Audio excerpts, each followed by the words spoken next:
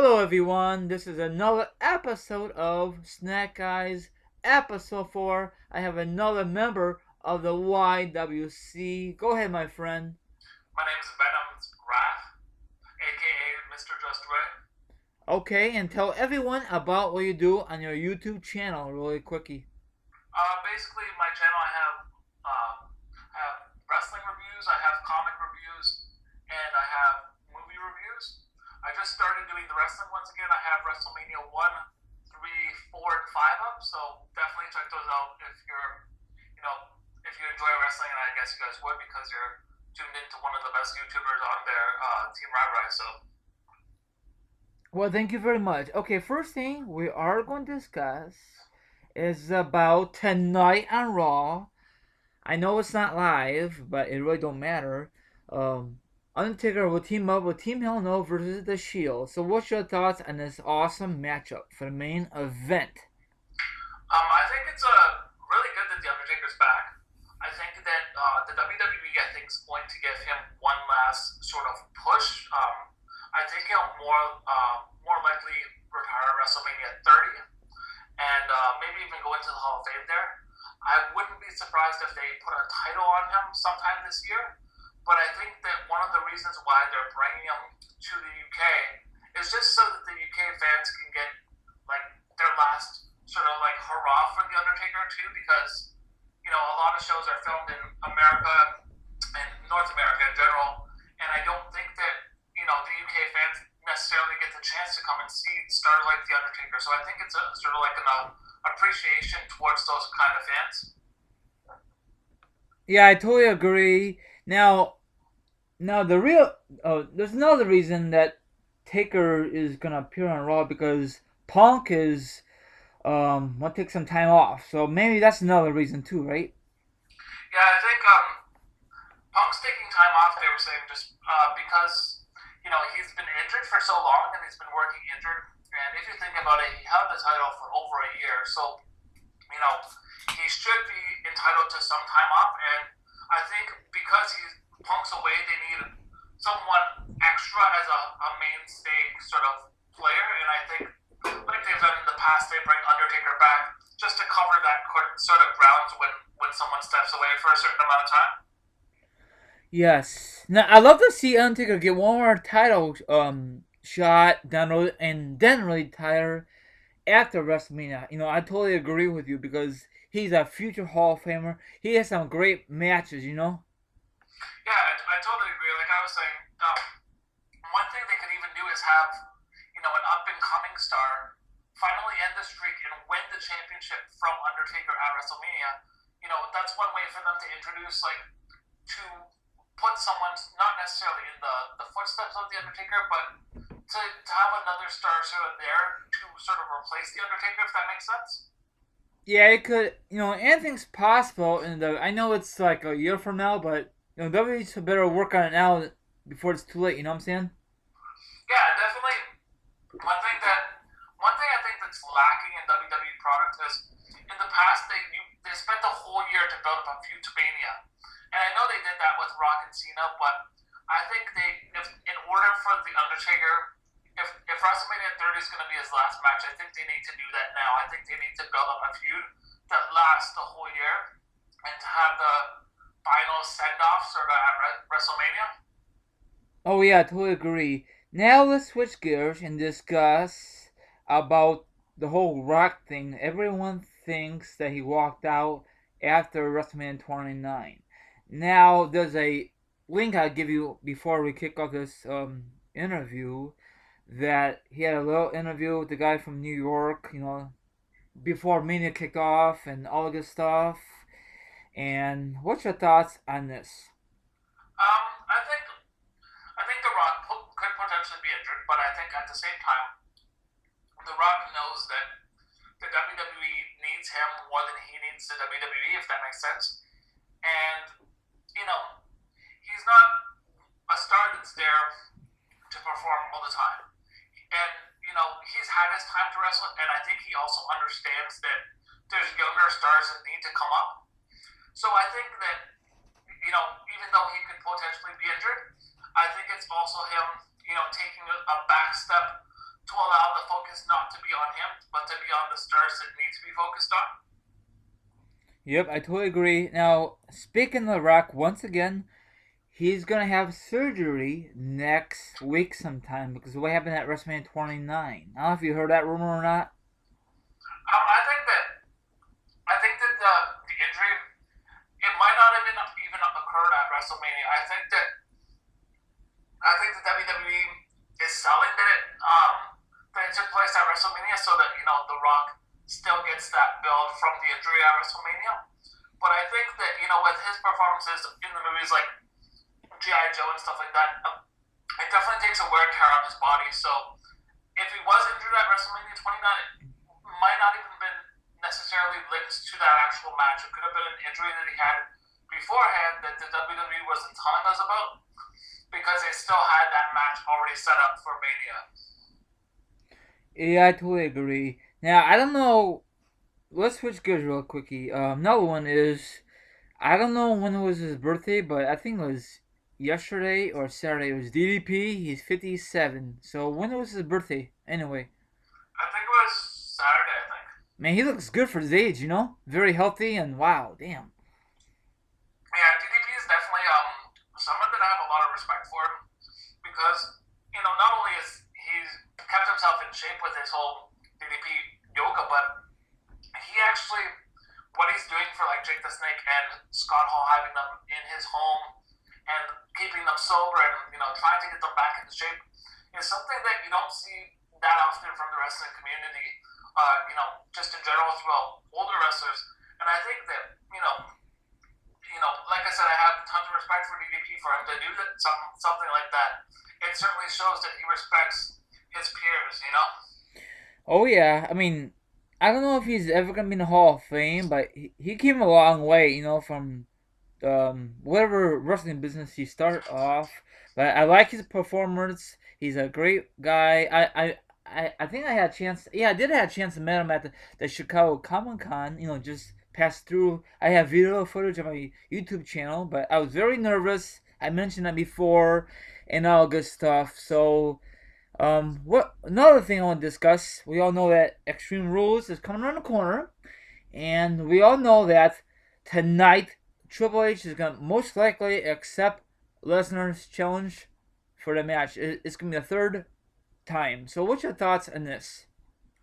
My thoughts on this is I have heard that Lesnar signed a contract for the rest of the year, so I think Lesnar's going to pretty much not necessarily beat. Well, I think he might actually beat Triple H because Triple H isn't a full-time competitor, and if Lesnar's staying around for the rest of the year, they want some momentum coming off of Lesnar. But at the same time, there's rumors that Lesnar may turn babyface before the end of summer, and when Punk returns, have Punk versus Lesnar. So that would be interesting to see. Or even if Lesnar stays heel and have Punk turn like a sort of gray area babyface, sort of like a Stone Cold babyface. It's going to be interesting to see regardless. Oh yeah, I love to see a match. Punk versus Lesnar. Now, hopefully they book this around SummerSlam because SummerSlam has not really been good lately. You know what I'm saying? Yeah, I totally agree. The last couple of SummerSlams have been pretty mediocre. They haven't had that kind of it kind of factor that we're used to. I think that WWE's kind of taken away from in the past where they had the top four main events with like Royal Rumble, Survivor Series, SummerSlam, and WrestleMania. With all of these other ones in between, it kind of takes away from the pizzazz that SummerSlam had, and I think they really need to get back to that. They need to focus and make those four pay-per-views, even though the other ones are still there. Make those ones the four ones that set the precedents for WrestleMania to build off the storylines. Oh yeah, I totally agree. Okay, now let's switch gears and talk about Punk. Now I think this Saturday he was at the UFC fight with Lita. So what's your thoughts on this about the Punk and Lita thing? I think they're just friends. On Punk's documentary, I'm pretty sure Lita was on there talking about how Punk's a good friend and stuff like that. And if you look at the two people, Punk and Lita, they have very similar, you know, how do I describe it? Similar taste in everything. Basically, they have tattoos. They have similar taste in music. Just their whole persona is very, very similar. It would be interesting to even see when Punk comes back, if Heyman's still managing Lesnar, have Lita come back as Punk's manager. That would be amazing, I think, too. Yeah, I was just gonna say that. You just took the words out of my mouth. That'd be awesome. Is she still part of the W contract or no? I don't think she is, but I think that if they brought her back just to be that ballet sort of wrestler for Punk, I think that definitely would be an amazing addition to Punk's already over the edge, kind of feel. Oh yeah, because Lita helped Edge out, and that was a great chemistry. Those two guys, the two people. Yeah, definitely. I totally agree with you.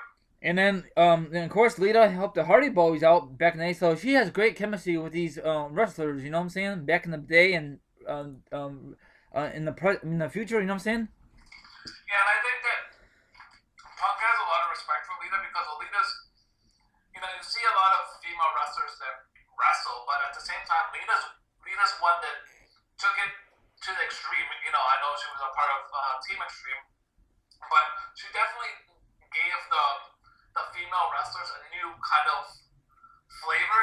You know what I'm saying? Oh yeah, I totally agree. Okay, another thing I want to discuss is about. It says right here, Austin's open to wrestle again. Now I love to hear that information. Now this is a dream match of all dream matches to see him to face Punk. Maybe at WrestleMania 30, maybe. I think that the reason why they might have Austin come back, and if he wrestles Punk at 30, it wouldn't surprise me because there was an interview I think about a year ago where they were talking about WWE 13. It was sort of like a sit down with Jim Ross with Austin and Punk, and the chemistry between the two was sort of like off and on. They seemed like they liked each other and had respect, but at the same time, they sort of had that tension there. And I think that for WrestleMania 30, for what it is, being the 30th anniversary of WrestleMania, they have to have at least a main event that's going to solidify it, the 30th anniversary. You can't just go in there and have matches that we've already seen, like WrestleMania 29, where it was like 3 different rematches, or 2 rematches, and one main event between Undertaker and Punk.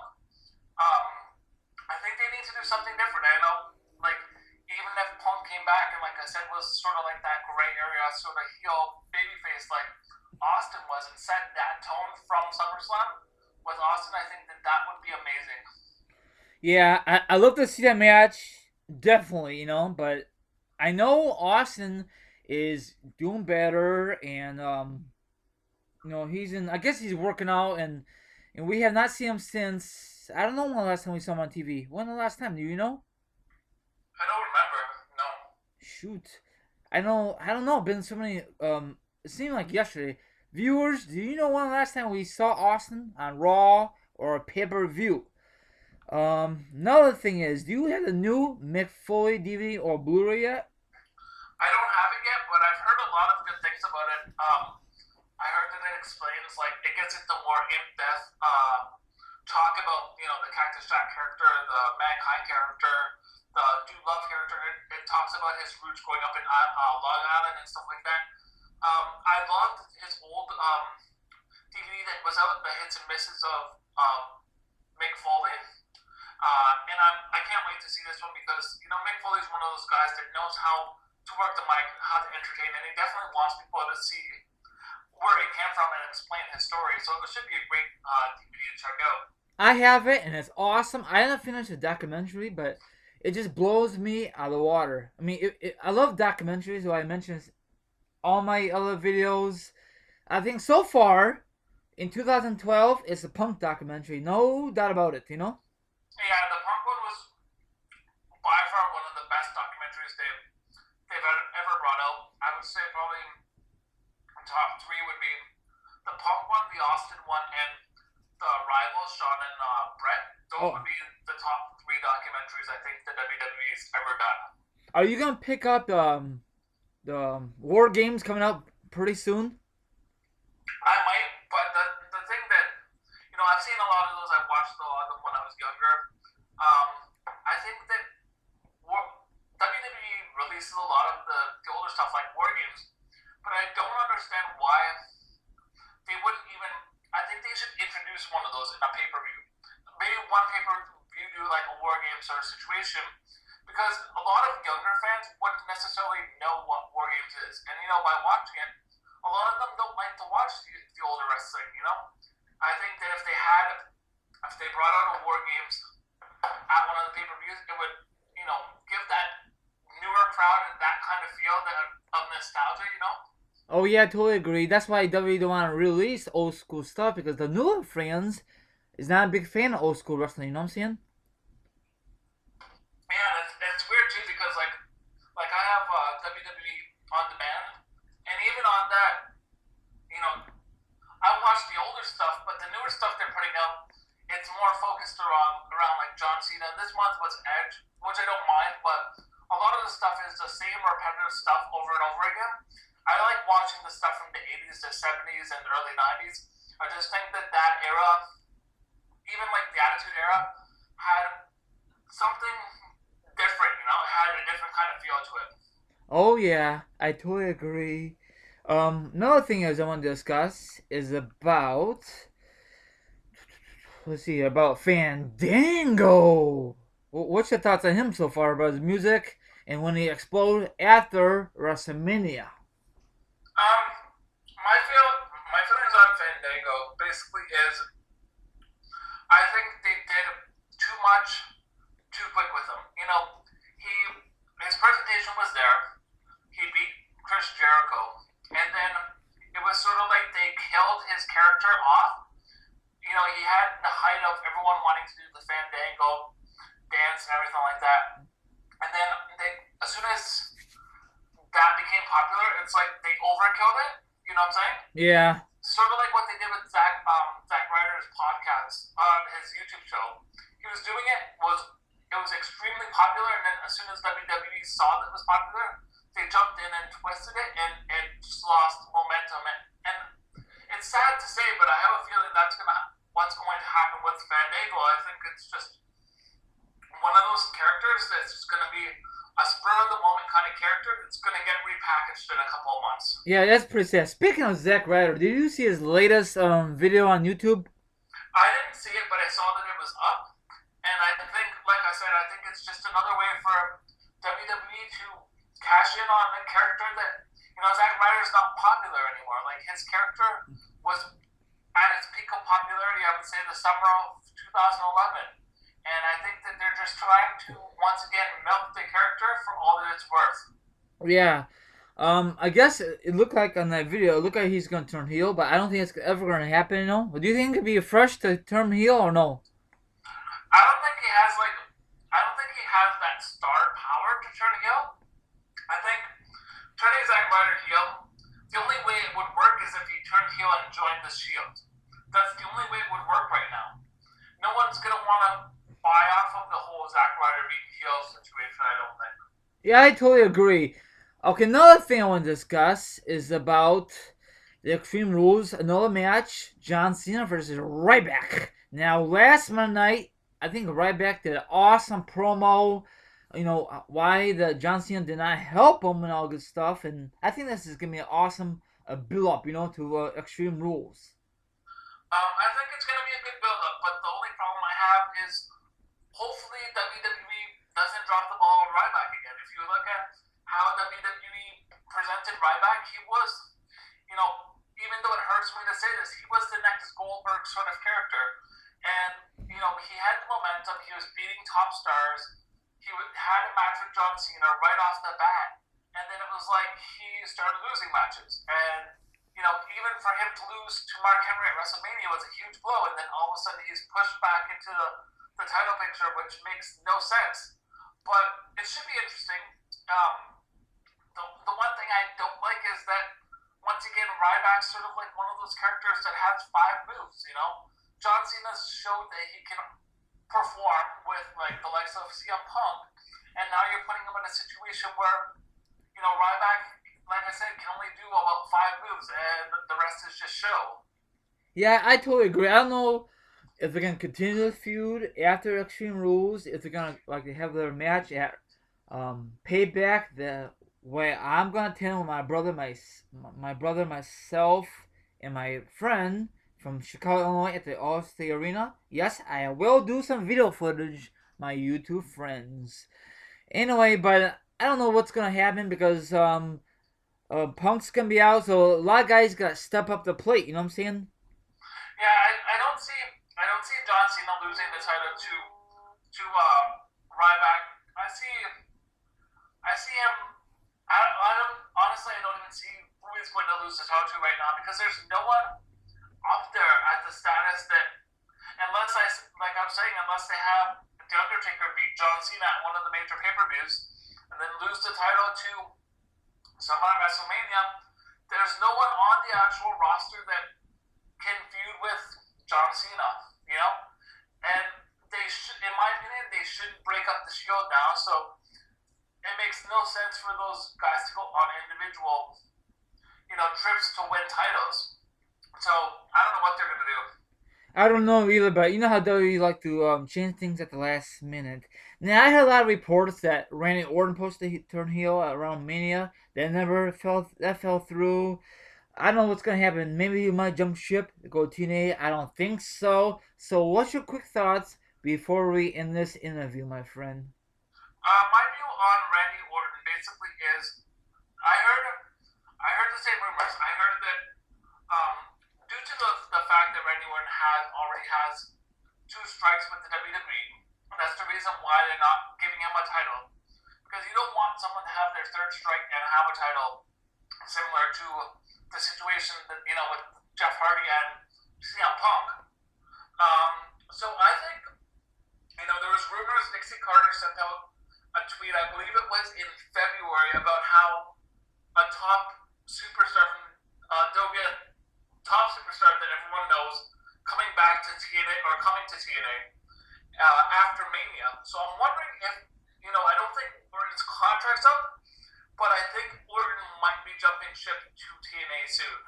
Yeah, it just say no doubt about it. He needs a fresh start.